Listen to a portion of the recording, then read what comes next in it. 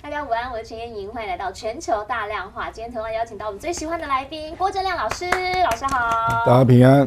好，老师呢在先前就一直告诉我们，今年其实是在看国际关系一个很特别的年啊，因为有很多事情先前没有发生过，比如说呢，在现在可能美方它越来越确定，越来越笃定，中方就是一个真正跟他是平起平坐，而且呢，人家中方现在他们也召开了这个 BRICS 之外呢，今年这个月份也要召开“一带一路”峰会，从中亚 BRICS 然后到“一带一路”，一连串下来，你越来越看到它就是美国你必须要担心的对象，而且呢是非常笃定的就站在你眼前。好，另一件事情，以后来请教一下亮哥，这个星期呢，很多人就是看不透啊，为什么啊？原因是因为美国史上第一次众议院的议长竟然被罢免，而且有趣的是，还是被他同党的同志给罢免。这件事情让大家想不透了。来，美国的众议院议长麦卡锡还记得吗？9个月前他上任的时候，那个时候也是史上第一次。为什么？表决4天，投了15轮，好不容易给他当上了众议院议长，结果现在呢说，因为他在政府要关门前1个小时，那跟民主党这边呢，他们达成了一个共识，说好，那我们延长，先不要让政府关门，让大家有个时间能够处理缓冲一下。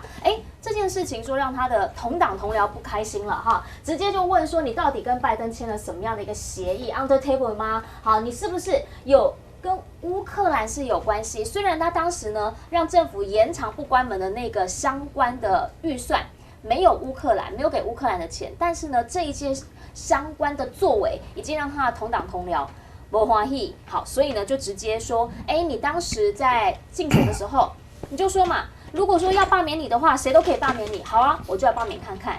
结果过了，然后本来呢他挺这个民主党，民主党也没有人要挺他，因为民主党说不是啊，你反我们拜登啊。这到底发生什么事情？美国政治好奇怪哎。这个是佛罗里达州的一个议员提案啊，那个议员是极右翼的共和党，那听说想要选州长啊，所以也是为自己造势了啊。不过因为当初麦卡锡15轮投票的时候做了让步嘛，对，说只要任何人提案都可以表决要不要罢免我，是啊，那结果人家就来利用这个职权啊。事实上，共和党进入议场的只有11个人，那可是有8个人投赞成票，啊，那这个当然就是坚定支持川普的人啊。那因为川普在场外喊话，说这个政府关门的预算绝对不能够妥协啊，就要让他关门啊，让司法部跟联邦法院都拿不到钱这样啊。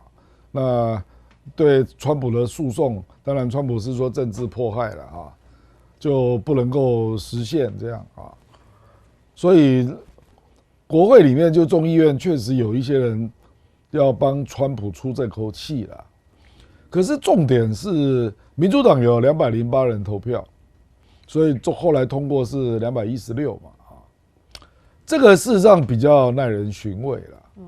因为如果你现在把议长给干掉了，那你11月17号那个政府关门法案怎么审啊？你现在不是增加变数吗？因为光是一个新的议长人选，要再来投票，那要花很久的时间啊。也不知道他态度怎么样。那共和党也要初选，对不对？然后国会还要再投票啊。然后你这个政府关门法案只给了45天的缓冲期，17号就到期了嘛啊。所以一般预计大概11月初，大家就要来看这个政府关门法案怎么过嘛，因为有12个拨款法案要审，那目前是完全没有共识哦。所以民主党为什么会有这么多人投 yes 啊？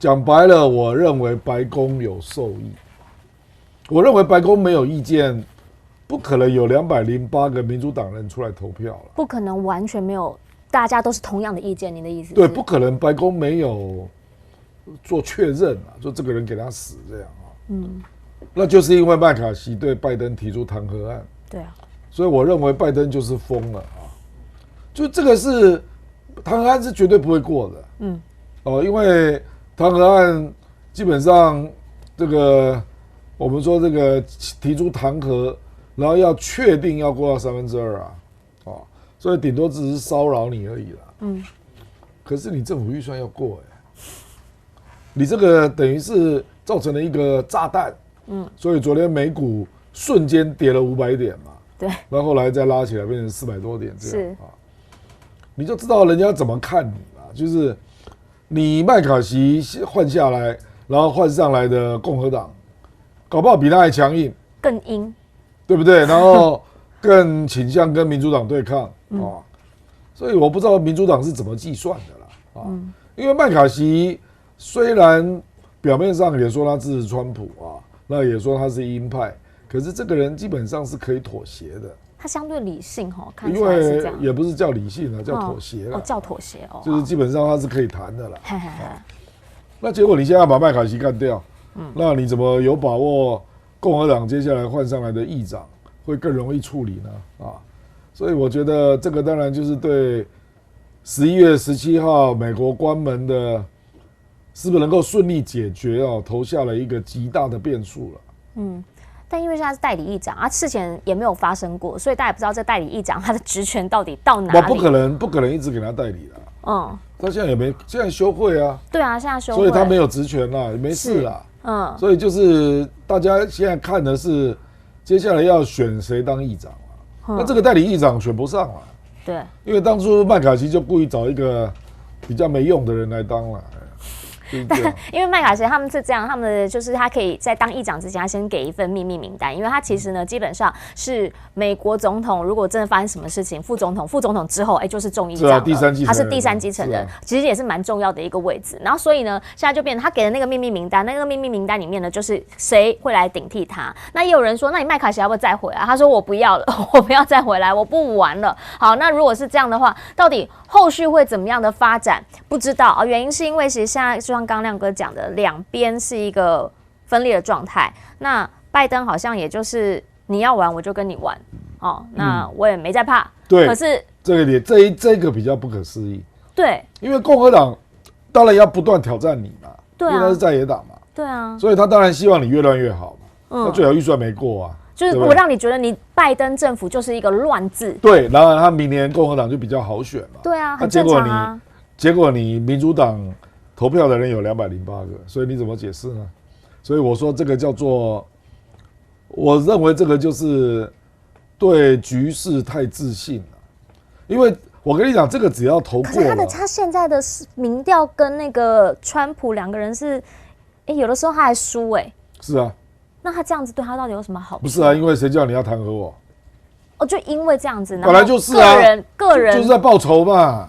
完全就是这个，我觉得就是这个因素啦，不然不可能有208个人出来投票啦。因为要罢免议长这种议题，民主党不一定要陪着玩啊。所以一定是白宫有表态啦。所以他们才出来投票啦。那就是拜登跟他们讲说，这个人给他死啊。那既然提弹劾案，所以给他死啊。可是问题是，下一个共和党的议长搞不好更凶悍啊，你根本没有办法控制嘛。而且这个东西只要成功了，我认为就有可能再搞你，就共和党的人就更敢这个好，我就让你难看啊。所以这个基本上就是让民粹的力量走得更远了。这个等于是鼓舞了对手了。那这次提案的那个8个共和党莫名其妙就赢了。对，就8个人，我认为他们也没有期望会过了。因为共和党的多数其实是不认为应该要让他过的，对，甚至他们现在还说我们要把那个提案的那个人把他踢到边边去，叫他去加入民主党，他们是生气的。所以就说支持麦卡锡的共和党还是多数嘛，那结果少数8个人窝里反，那你民主党就配合演出了啊，那这个是真的有利于民主党吗？我真的打个问号。因为毕竟多数还是共和党啊，你怎么投票，应该也还是共和党的来当这个众议院议长才对嘛？一定是共和党。对啊，那到底为什么要这样？而且大家很多人不太明白，到底拜登他的想法是什么？因为川普也说了，为什么我们要一天到晚打自己人呢？这是不对的啊！川普说这个行为不明智。好，可是问题是接续的人会是谁？现在还不知道。佩洛西弃权，所以你就知道。Pelosi 真的是比较了解议事，所以我认为这件事情就是拜登干的啦，因为连 Pelosi 都没有， Pelosi 人不在，Pelosi 对，然后他人在旧金山参加另一个那个议员的，就是告别式，就表示对，他如果认为这个议题重要，他一定会来投票的啦。对，所以他事实上也不倾向这样干嘛。他可能大家各有各的想法，拜登现在想法是什么不知道，好，但是民主党呢现在有更多的动作了。这个是美国参院的领袖，叫做 Schumer 哈，是非常资深的一位参议员。他现在呢说，他10月就已经确定了这个行程。这个行程其实不是只有民主党，还有共和党的人，就是他们一起2党的这个参议员，然后一起呢到中方来访问，不止中方，还要去日本，还有韩国。好，同时他们说什么？他们说我要见习近平。那我就想请教一下亮哥，你怎么看？因为我看到中方的回应，有人直接问他们的外交部回应就是说欢迎他们来，但是呢，就是欢迎他们来，到底会给他们一些什么样的安排，不知道。好，但是如果他去到那边的话，因为他已经讲了，他要谈的就是美光，日本比较给面子啊。日本一听到他们要来，现在呢就看到什么，他们要对美光批准这个补贴422亿，相较于美光科技在日本投资计划的将近有40%左右，就是40%多，是蛮高的一个金额。你怎么样来看这个举措？有可能，因为基本上国会议员就是他还是需要一些场合，需要一些声量，所以他讲话也会比较直接一点点。但是他又点名他要到中国来访问，到底他们是一个怎么样的做法？不，每年都有美国国会议员去访问大陆啊。对啊，那只是说你见到谁这样啊。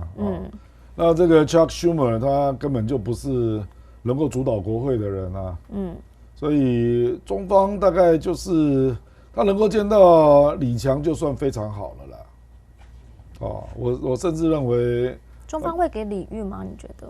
不，礼遇一定有啦。这就是一般的国会议员来，就是这样啊。那可能你要谈美光，那科技部可能就跟你见吧，商务部长跟你见吧，这当然有可能啦。那他们也是在交差啦，因为可能收了美光的政治现金嘛，总是要交代一下嘛，要演一下，对不对啊？那中国大陆也会跟你讲啊，这个我们没有。我们对美光就只有对骨干设施的部分做限制啊。对。那苹果不要买，那干我屁事啊！是苹果不买你去问苹果吧。我们没有讲更多，我们只说我们现在要审慎的来思考。事实上，它进的部分只有它的营收的1/10左右。对。可是结果现在美光是少了1/2。对。那其他人要跟进，那跟政府没有关系啊。一切都是大家自由意志。你去问苹果嘛。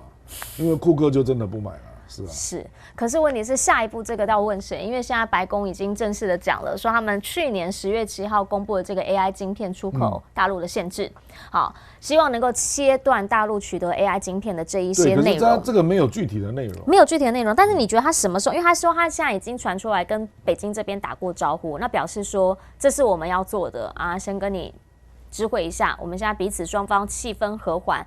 热络了起来，不要让你觉得我在突袭你。可是问题是，大家都在讲，你现在从上个星期开始传出何立峰、王毅要来，好，今天是 Foreign Policy， 他说他们有问到了美国东亚这一边的3个事务官，都讲说王毅月底就会去。那11月又卡了一个。APEC 是不是习近平要来？在今天又听到了这个香港这边的特首又在讲说，你赶快邀请我，我还没有收到邀请函。这一连串下来，再加上这件事情，有可能真的就在10月的时候会有一个了结吗？还是他就是先喊出来，没有，先放着？他可能会延后到习近平 APEC 开完才宣布。但是他现在要先喊。可是何立峰不可能这样跟你搞了，所以他一定会问你。那你内容是什么？那如果你的内容还是有新的进一步的科技制裁啦，那习近平干嘛去啊？所以我觉得还是要看具体内容是什么啦。因为美国目前大概是倾向 APEC 开完之后才宣布。对。那你这样岂不是偷袭我？我人去了，然后你再回头来打我一个，是啊。这样也不好看。当然是啊。那照理讲，习近平见拜登，当然就是经济清单要出来嘛，那政治清单也要出来啊，对不对？那怎么可能事后你再来偷袭的？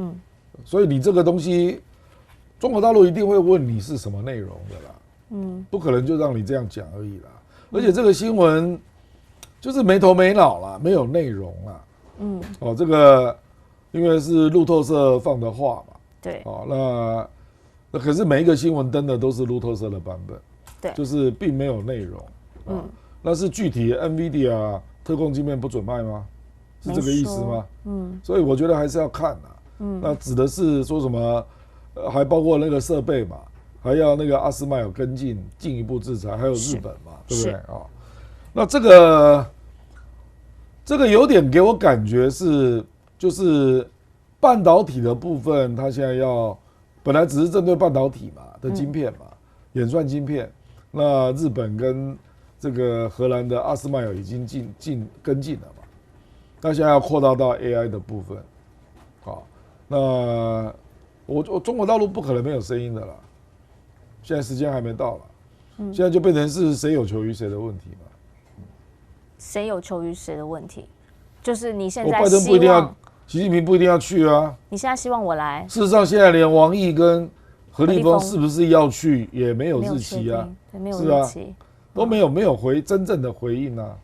所以你美国如果暗招那么多，那人家不一定要去啊。那他一直丢出来，就是要告诉你，那就是你自己的政府分裂嘛。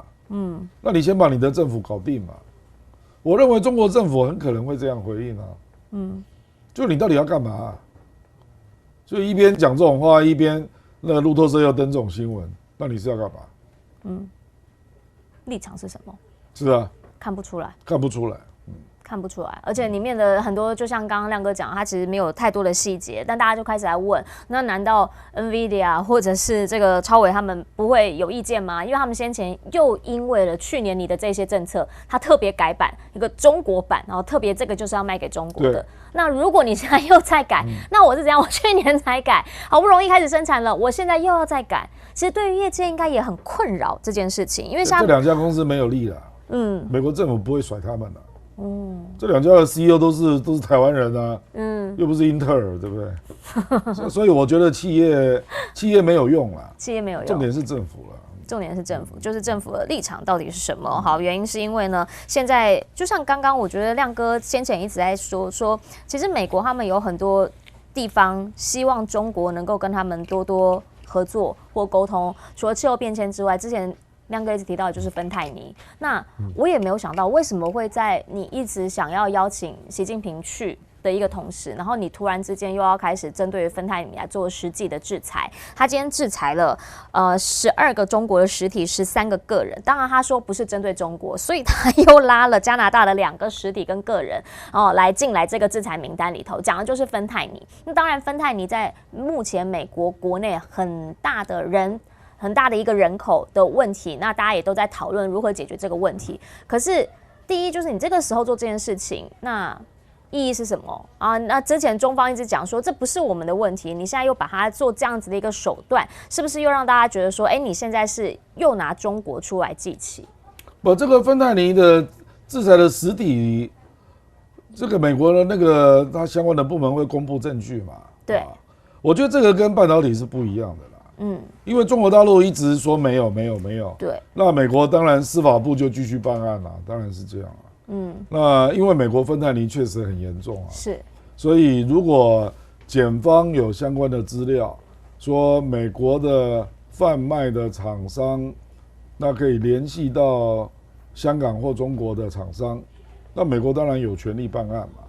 这个我觉得中国不会有什么意见你觉得这个反而他们这边的意见会比较少？这个是打击犯罪啊，这个不会有意见啦。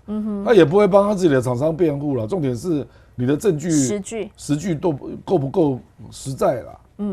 因为上次美国有指责另外一个人嘛，那中国大陆就是就个案论个案的啦。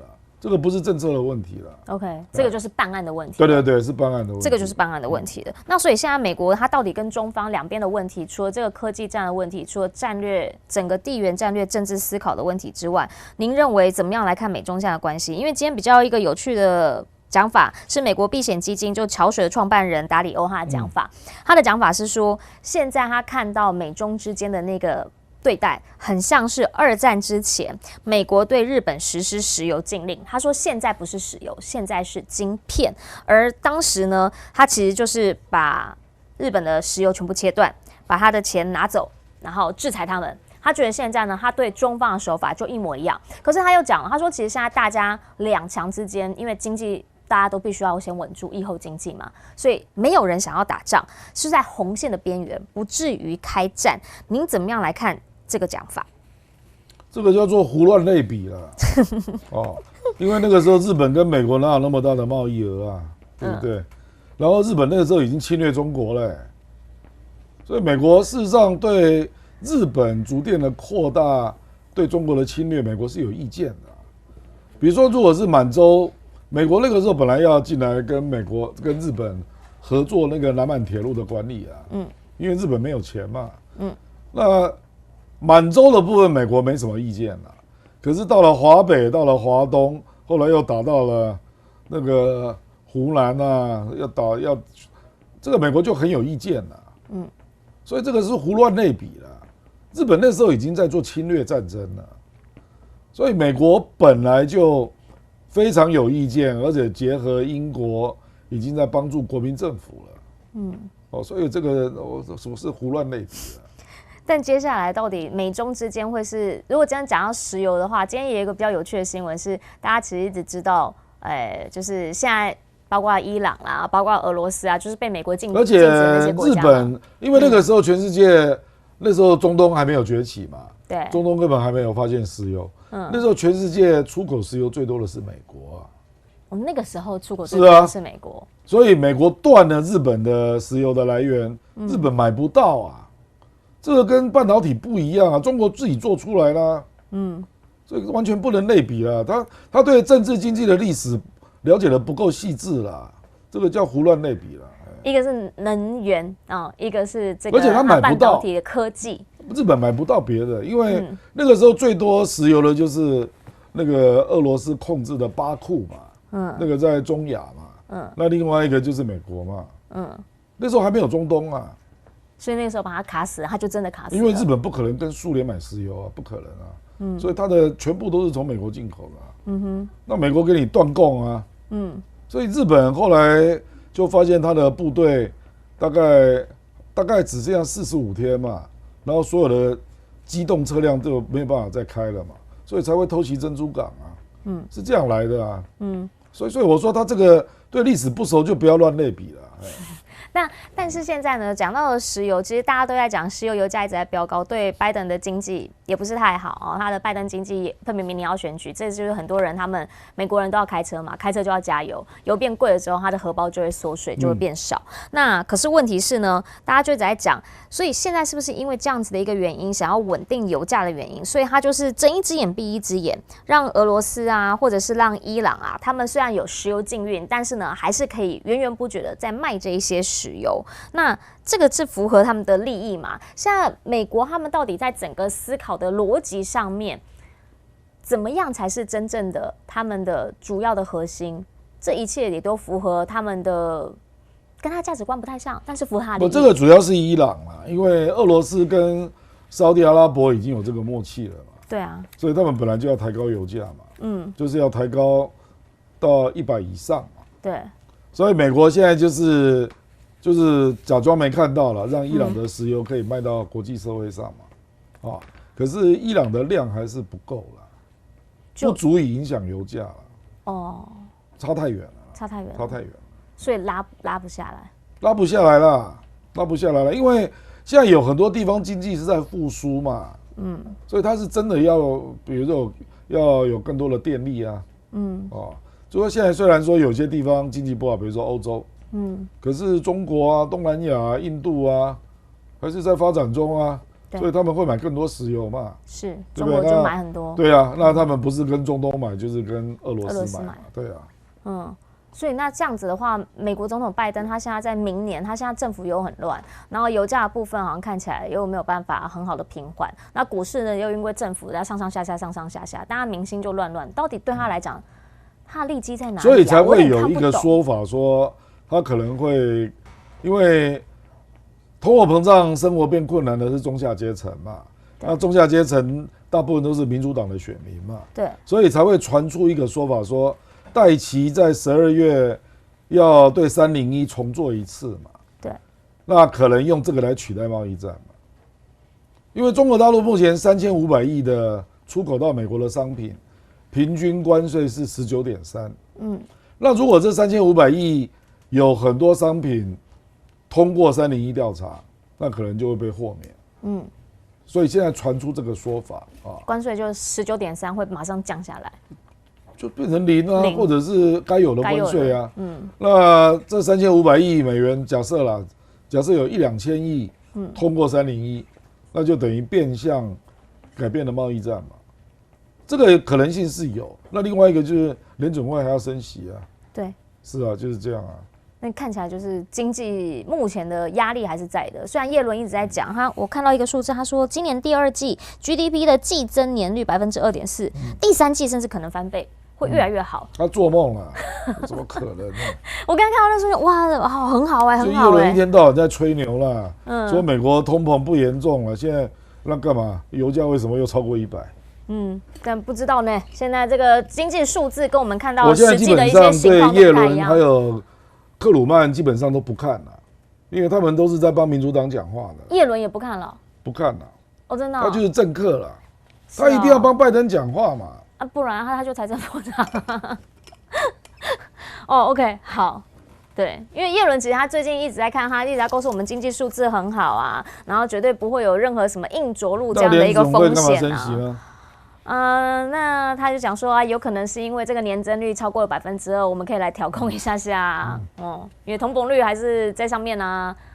到底是怎么样的一个状况呢？好，之后呢，我们可以再来看。可是现在呢，这个美中贸易战持续。那再来是欧盟了，欧盟其实它先前有这个中欧的贸易会，那个时候呢，其实谈的也还不错。可是现在呢，突然之间欧盟也说，我们刚刚讲的是美国关键技术，比如说 AI 啊等等，现在呢是欧盟，同样也跟 AI 有关系。那就讲说呢，这些 AI 半导体，我们怕技术被滥用。好，可是比较有趣的是，在这个记者会上面，大家一直在问你讲的是谁，他就是不说中国2个字，他就是说跟台湾有很大的这个贸易依存度啊，等等这样的一些状况跟台湾有关系的啊，大家就开始在讲说，所以欧盟他现在的态度是什么？因为先前也说他要进，包括了电动车跟他查是不是呢有这个过度的补贴，然后要来跟他课征关税。那另一个是光电产品是不是要加征关税？然后里面内部的意见就会变成德国一直在反对，其他人一直有人赞成。到底现在欧盟它整个的态势之后会是什么？这个还没有形成决策啊，所以不用讨论啊。就等到他真的有确定决策嘛，对啊。但他一直抛出来这一方面是，因为有2种意见嘛，这是事实啊。可是德国反对啊，欧盟是共识决啊，所以不会过啊。共识决，所以不会过。反正就是2个意见，就是让它并成，不会过啦，不会过，就是不会过啦，因为你是要做反补贴调查，这个是很实质的东西啊。是，那德国反对你怎么弄？也是大国，对。不是大国啦，共识决啦，共识决的关系。那你怎么看 IMF 呢 ？IMF 现在已经有了金砖，他现在又开始在讲说要扩大中国的投票权。这个事实上以前就发生过了啦。可是美国很反对哦。这个意义都不大了。美国已经说，因为美国有1票否决权嘛，所以你怎么提高都没有用啊。因为 IMF 跟世界银行它的重大表决要85%，对。那美国一个占16，一个占17啊。所以只要美国的比重没有变，中国增加多少都没有用啊。那么中国了不起就是从6增加到7啊，就这样而已啊。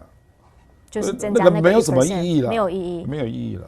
那对他来讲，因为他现在已经有金砖了，有他自己可以展现拳脚的地方了，所以这 IMF 对他来讲，其实好像意义也不是太大。IMF 中国本来就不能主导啊。对，是啊，都是美国在主导啊。所以接下来他看的就是什么？就是“一带一路”了。“一带一路”这个月即将要来进行，好，已经讲了。这个克里姆林宫监也发布说17、18说他们的这个普京即将要启程前往中国。好，可是呢，在与此同时呢，就看到有很多“一带一路”，因为10周年嘛，所以就有很多相关的报道。耿爽呢，正是在联合国这边直接讲，邀请大家一起来。那先前呢，10月2号通车这个亚万高铁，大家也说，因为是“一带一路”的重点项目，所以呢，在这个时候通车也非常有指标性的意义。那大家开始在讲了，现在中方下一个10年的一带一路，先前看到它有很多的建设，那有很多基本上它是真的是出钱、出力、出人去把它给拉起来。可是，在未来10年，它整个思考的战略到底会不会转换？会像之前那样子这么样大力的投入，还是说它在区域上面会有所改变？因为先前如果你把那个图拿出来看的话，看得出来是在东南亚这边基本上它是着力比较深的。对，您怎么看？我觉得这个是比较自然的结果，就是在东南亚啦。因为它比较容易评估嘛。那事实上它10年累积大概也有2年的，大概有20%是出现坏账的状况。对。那严格讲，如果就它也有些地方就发生严重的困难嘛。那它可能就是把那个债延期啊。或者用15来抵啊，有很多方法啦。那可是这个坦白讲，任何国家来做都会有类似状况，因为有些国家就是自己治理的很乱嘛，就常常会出问题嘛。比如说巴基斯坦也是啊，巴基斯坦算是巴铁啊。对。可是它内部也有人在搞独立运动啊，那动不动就炸你啊。那造成进度受阻啊。然后他自己坦白讲也有贪污问题。也有这个管理上的混乱的问题啊，这种情况事实上，坦白说，第三世界国家这本来就是一种风险啦。可是你中国大陆既然要搞“一带一路”嘛，你就要承担风险，就像美国以前帮过拉丁美洲一样啊，也是一屁股债啊，对不对？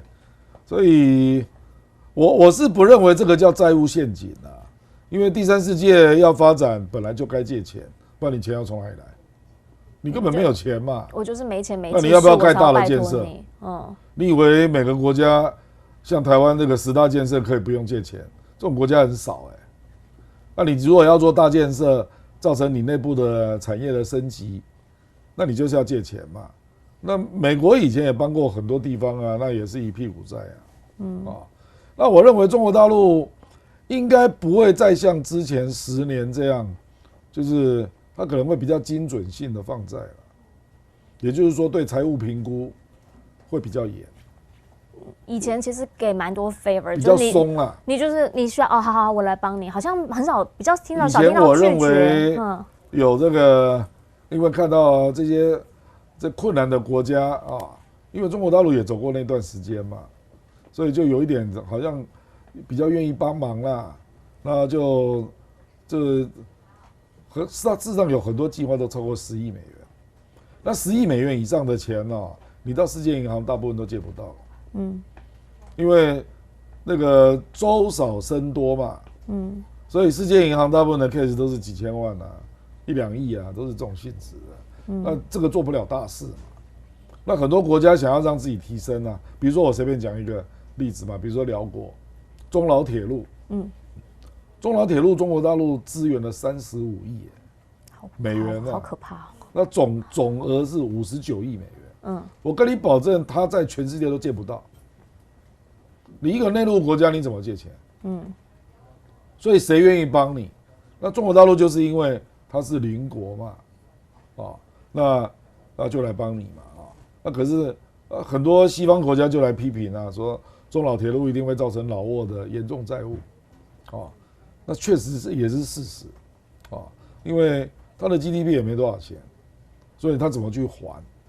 那就牵涉到它的沿线的土地开发、经济发展有没有被带动可是这个都不能打包票的。那中国大陆可能是用经营40年到50年的融资这个角度来支撑你这个 case 嘛？那全世界有哪个国家可以做出30年贷款很少啦。他还40年到50年。对啊，半世纪。国与国之间，我坦白讲那贷款要超过10年非常困难那中国真的就盖了中老铁路已经通车了所以今年就有人说，那个榴莲今年91%都卖到中国，因为铁路通车了。真的就是这样，就是因为中老铁路，所以泰国啦，很多国家的榴莲就可以，因为它要抢先嘛，它不能放太久嘛，那就透过这个铁路就很快进入中国就今年有91% 是消费在中国这样，所以我的意思是说，有很多东西当然就是那个在地国争不争气啦。比如说我跟人家借钱，那盖了一个基础建设啊，那我是不是争气我做起来了啊？那这个那有一些国家就成功了，有一些国家就失败啊。我就跟你讲，失败的例子有20%嘛。可是你要不要做？你作为世界第2大经济体，你要不要继续帮忙人家来做自我的升级？那这个是有风险的，没有错。所以我认为中国大陆大概是第一个，就是对于那个融资贷款的评估，它可能会要求更准确了啊。那这是第一个嘛啊。那第二个就是第三世界有这么多债嘛，你要怎么处理？因为事实上这个问题，法国也召开一个国际会议在讨论嘛，就债务融资的问题啊。那世界银行也希望中国大陆能够参与这个部分嘛。事实上 ，IMF 要增加它的比重，也跟这个有关。就是说第三世界如果有金融危机，那中国要不要协助？所以让你比重拉高。那另外融资，那常常会有债务的问题嘛。那大家要怎么去帮第三世界能够比较好的管理它的债务了？那这一次我觉得比较少人会去观察它会不会有新的区域发展啊，因为只有2天啊。大家比较关心的反而是他跟俄罗斯要见面了。那个坦白讲，已经不是“一带一路”的传统范围了啦。因为中国大陆的一带一路啊，你说非洲2012年之前，中国大陆就已经有很深的关系了。对啊，那时候根本没有一带一路啊，所以你就建设的很早。对，所以你就不能够说一带一路会不会这个不要只看东南亚，事实上你不能这样看啊，因为它跟非洲关系更早。那当然一带一路也有帮上忙啦，因为非洲现在只要是这个铁路啦、公路啦、码头啦，还有输配电啦，很多都是中国盖的。可是不一定是一带一路啊，你知道我的意思？有的很多是更早的。那有一些是新加入嘛，可是因为中国现在手上的工具变多了，它还有金砖啊，它还有亚投行啊，就是它不是只有一带一路啦，它手上工具会变多了。所以我现在也还没有看到它的议程啊，它的议程就是，我觉得大家可能更着重的应该是，他会跟普京见面吧，就是场边会的那一场，那个可能会那个可能具有更大的重要性，这样对国际政治来讲。那所以因为我们刚刚讲的就是，比如说像他先前在区域上面第一个10年，我们很多就是在你那个图看出来最深的地方，对，最深的地方就在东南亚这边，然后中亚这边一点点，没有错零星这样一点点。但是呢，在南美这边也有一些，比如说巴基斯坦也是啦，中巴经济走廊就是嘛。对啊，可是问题是中巴经济走廊现在有一些就是只是申请一个电缆输电线都被打回票。我觉得不能这样播报新闻呐。我跟你讲，Nikkei Asia 是非常反中的啦。这个媒体我本来有订，我后来都退订了啊。因为它非常以偏概全呐。请问整个的方案是怎样？搞不好中国有通过其他方案啊，其他的项目，那你就挑没通过的来讲啊。所以这个就是一个不公道的报道嘛。OK。那他们常常这样干啊。所以我也不稀奇了。比如说那个亚万铁路，我们台湾的中央社还连续报道了4篇文章啊，一面倒批评啊。那你现在看印尼的态度？印尼很开心啊，是啊，可会超开心的。是啊，那请问台湾中央社在干嘛？他登了4篇文章啊，几乎都是负面报道。那这种媒体你就没有什么好谈的啦。就是这样的情况嘛。是，所以在南美这边，你觉得之后南美这边也会再增加一些重心吗？因为因为那个，这就是巴西，这个巴西跟这个我们说阿根廷啊，它已经进来了嘛。对。那可能还会有其他国家愿意参加嘛。那中国大陆事实上在南美洲现在主要就缺了巴拉圭啊。那不过这个不一定是一带一路啦。因为巴西我觉得是个别的，因为巴西就是金砖的创始国啊。对。那就是南美洲最大国啊。所以中国大陆也不一定说是一带一路才会重视巴西啦，他本来就很重视巴西，那是因为巴西前那个总理那个 Bolsonaro 那是极右翼的嘛，支持川普的，所以中巴关系就有点冷掉了。那现在换了鲁拉上来，那可能有一个很大的计划即将进行，就是巴西的5G 的通讯，可能会让华为做。那这就是下一个了。我刚刚看到的是有马来西亚，还有也说要让华为来做，沙特阿拉伯，对，所以下一个就是巴西，有可能。这3个案子都很大哦。对，对啊，对，所以华为的通讯的部分，明年会有很大的营收哦。哦，对哦，这3个案子都很大哦。就是5G 的营收，所以巴西这边有可能在南美这边，它摄入更多是有可能就是从美国最不想要的科技这一边开始。通讯，因为他当时进也是因为。事实上，鲁拉也希望中国去帮他做基建这个基建，这个华为还算是新的项目。对，他以前还有很多啦，比如说内部的横贯铁路，因为他一直缺嘛，所以巴西的发展事实上是很分散的。因为它连不起来，就是没有基础建设交通不好，对，交通不好，对，所以它就是一直有这个困扰啦，所以可是它没有办法做嘛，所以就希望中国去跟他好好谈啦。那我们最近就听到一个 case 是巴西有一家纸浆公司嘛，那全世界最大的，然后它跟中国大陆的贸易用人民币计算，对。正式实行了。对，那巴西是最有意愿做这件事的。事实上，非美元支付最想做的国家就是俄罗斯跟巴西了。所以我认为它应该会有蛮大的诱因啦，就是中国大陆也会有很大的诱因去帮忙它做基建。所以我可以说，下一波就是除了在东南亚这一边之外，很有可能它会往南美。对，可是这个并不是一个美国的邻居这边走吗？这不是一个区啦，这个是个别国家啦，比较像个别的点这样。巴西也不能说是一个点啊，它占了那么大一块的面积，对啊，所以中国大陆前一阵子，因为阿根廷是比较早跟中国大陆有5年计划的上的配合嘛，那阿根廷不是在那个我记得就是去北京。然后直接参加"一带一路"计划嘛，对不对？那事实上，中国大陆跟阿根廷早就有一大堆这个基建上的合作了，早就有了，那只是说阿根廷这个比较正式的来参加"一带一路"这样。那所以您刚刚特别提到这一场会议，你最想看的是他跟普京之间的交谈，因为这个会具有比较复杂的意义了，搞不好还有军事项目。会吗？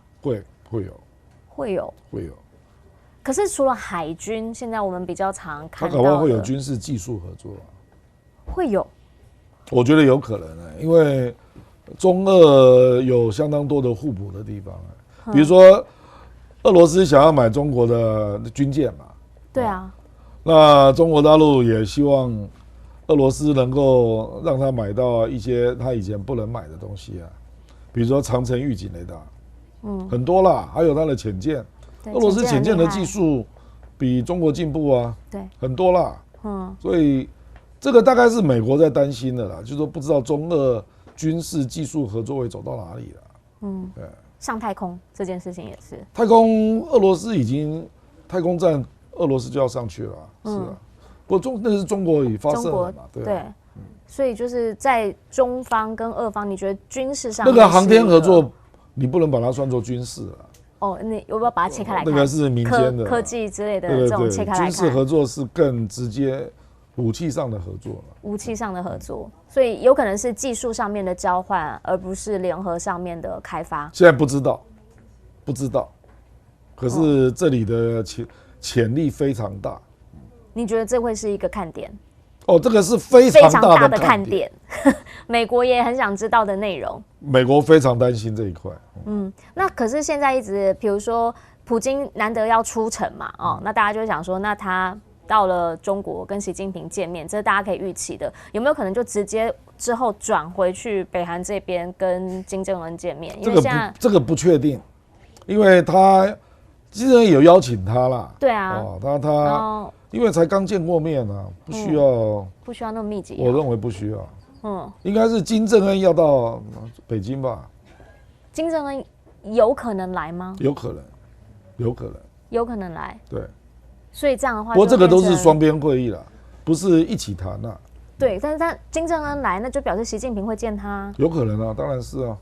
所以这一场就会变成他的那个130个国家，就是里面的内涵就会非常的丰富。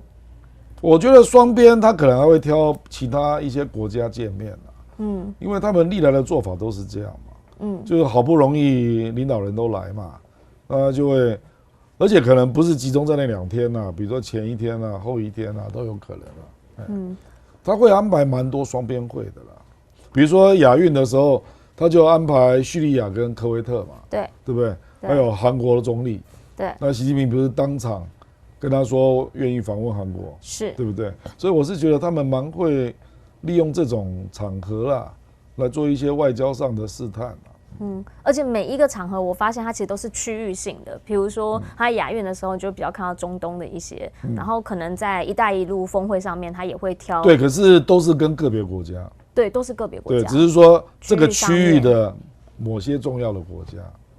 比如说，因为阿联酋、沙特跟伊朗都已经参加金砖了嘛，对，那我就要再处理一下别的国家，所以他这次处理的就是科威特还有叙利亚，就是这样啊。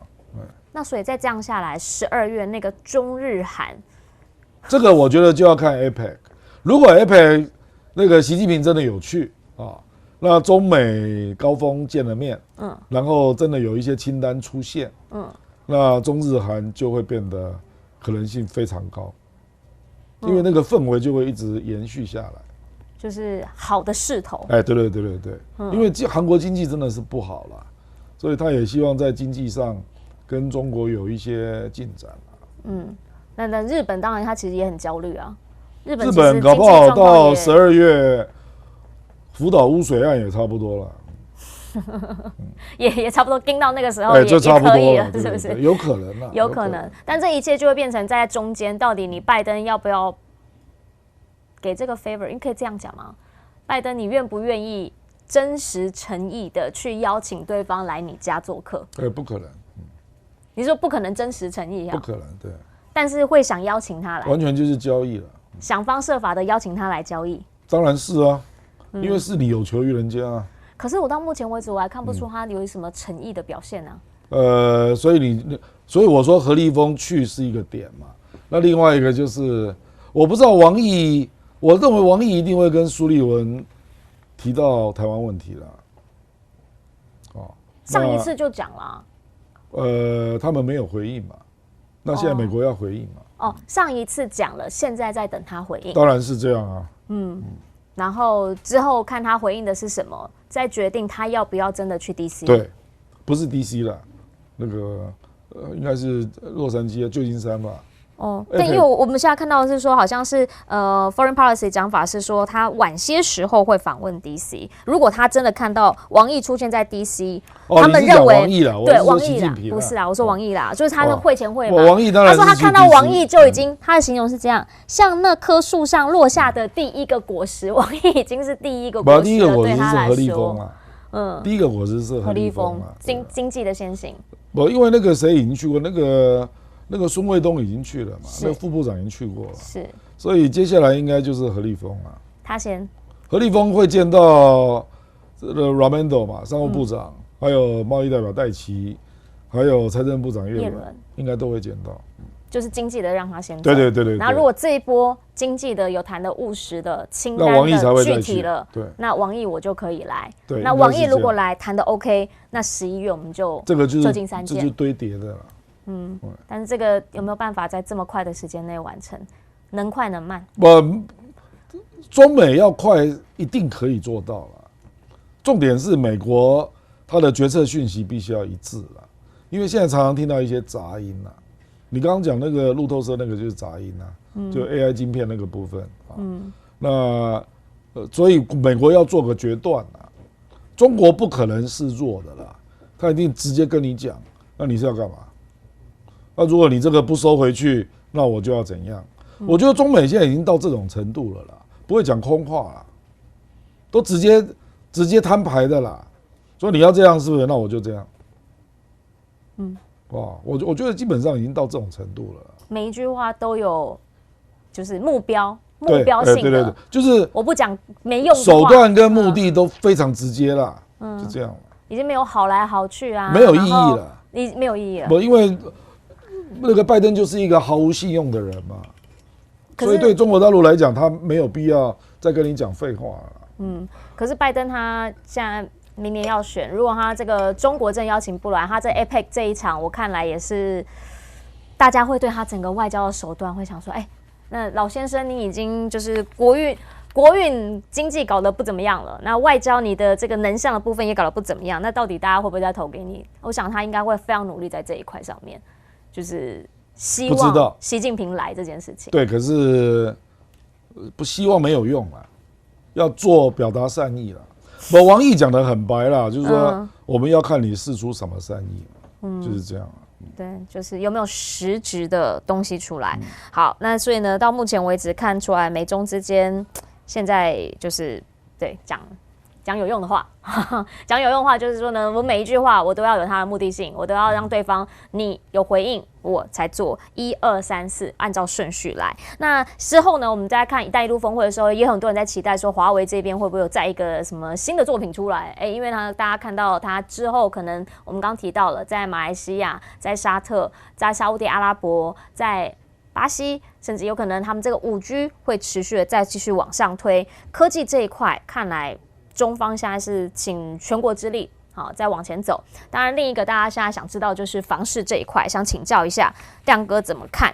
原因是因为11啊，大家本来想说金9银10，说房市的一个热络期，现在说已经落空了。那可是问题是呢，这个恒大这个事件，大家在问说有没有可能会实际的影响到它？每一个专家讲法不一样。比如说美国媒体这边的专家，比较多人就会认为对它是一个打击，会是一个影响。但是呢，我也听过这个蔡正元委员，他就直接讲了，他说房市不会吧，房市恒大已经很久了，现在就是中国政府正式出手要来处理，然后告诉大家。中方政府不会让烂尾楼这种事情发生会让每一个人都能够得到应有的，不会让他脱产，让他负责。您怎么样来看之后的这一波？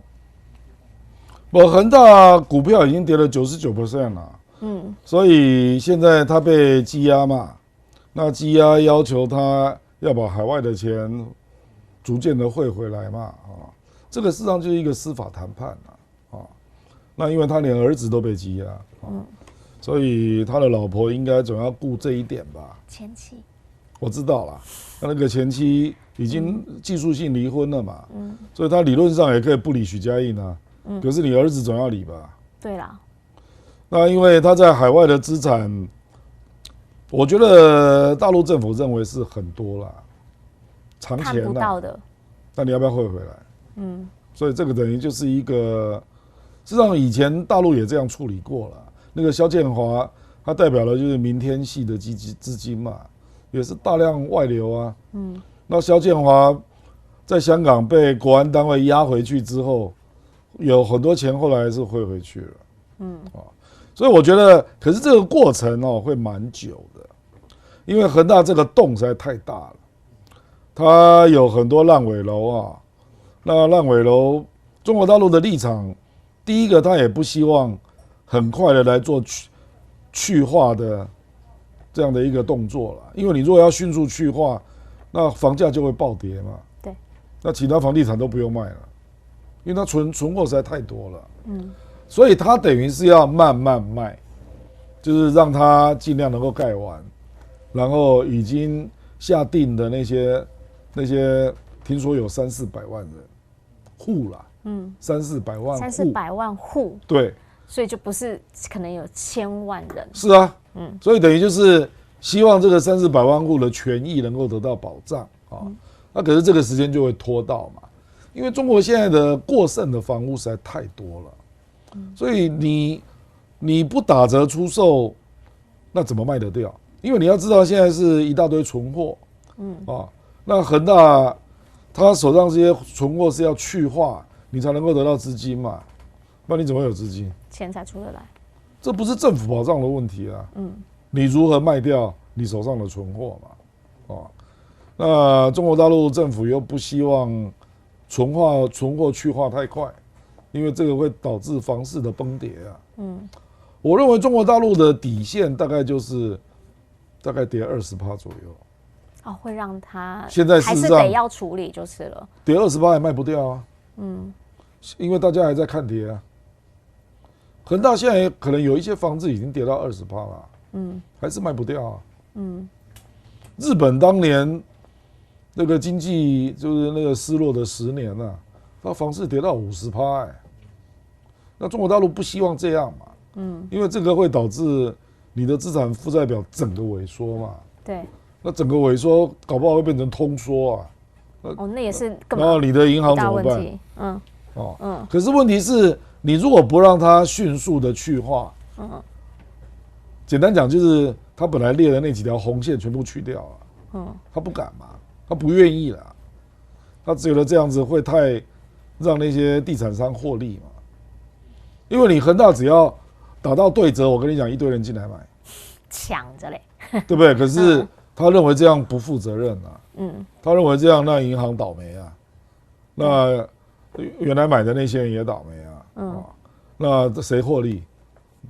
资本家获利啊，对，可能会有一些外商的钱就进来扫货啊，然后其他的没事的地产商进来扫货啊，那中国大陆不愿意这样嘛，他就认为说，这个有责任的各方都要负担一定的损失啦，那尤其恒大你要吐更多钱出来嘛，我觉得中国大陆可能倾向这样的处理，那这样的处理就是说，政府有一个担保没有错。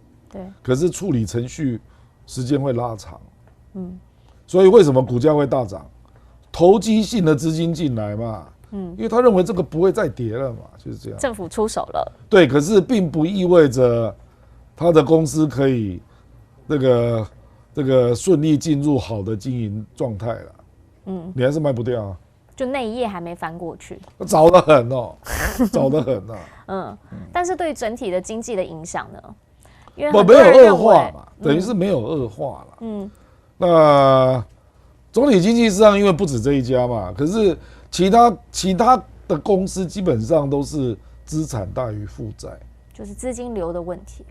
对，可是就是流动性，就是资金，就是你那个资金会不会很快就把存货去掉了？简单讲了，比如说碧桂园现在资产大于负债嘛，所以它基本上是没有破产的问题，可是它的去化也牵涉到消费者恢复信心啊，人家愿意进场啊，可是就是会有一堆人认为说，好像还会再跌，就是会这样嘛，或者是手上有一些投资公司啦，比较有钱的大户啦，他就在那边看，他不是没有钱，可他不愿意进场啊，这我们广义讲，包括消费者啦，包括一些这种资金的公司嘛，还有钱人嘛，这一些嘛，那这个就是中国政府比较头痛的部分啦。就我现在进来接了，保证它不会恶化了，可是没有交易啊，它那个市场没有活络起来。它先前其实有非常多刺激房市的这个